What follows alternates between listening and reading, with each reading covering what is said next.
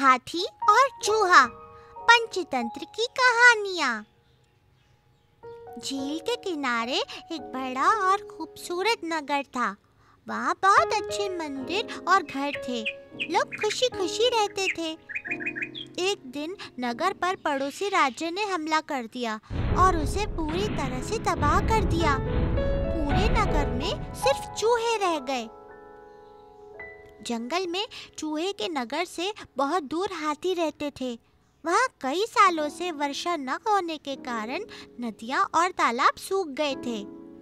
हाथियों के पास पीने का पानी नहीं था। एक दिन पानी की तलाश में हाथियों का झुंड चूहों के नगर में आ पहुंचा। जब वो उस नगर से गुजर रहे थे तो उनके पांवों के नीचे दबकर कई चूहे मारे गए।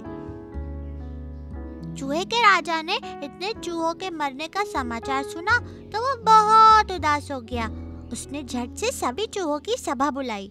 एक बूढ़े और सयाने चूहे ने सुझाव दिया कि उन्हें हाथियों के सरदार से विनती करनी चाहिए कि वो चूहों के नगर से न गुजरे।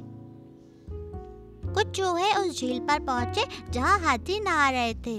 उनमें से एक ने हिम्मत बटोरी और हाथियों के सरदार से कहा, महाराज, आप बड़े और शक्तिशाली हैं। शायद आपको नहीं पता कि आप लोगों के पैरों तले कुचलकर हमारे परिवार के कई सदस्य मारे गए।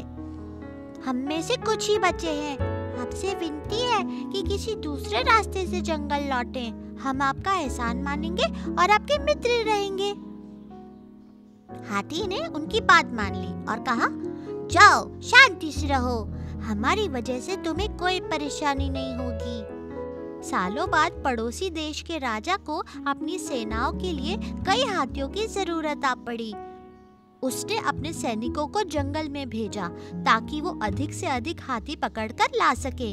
सैनिकों ने गहरी खाइयां खोदी और उन्हें पत्तों और घास फूस से ढक दिया ताकि वो दिखाई न दे। कई हाथी उनमें गिरकर पकड़े गए। उन्हें खाइयों से बाहर निकालकर मजबूत रस्सियों से बांध दिया गया। इसके बाद सैनिक सुस्ताने बैठे और उनकी आंख लग गई। एक हाथी जाल में फंसने से बच गया था।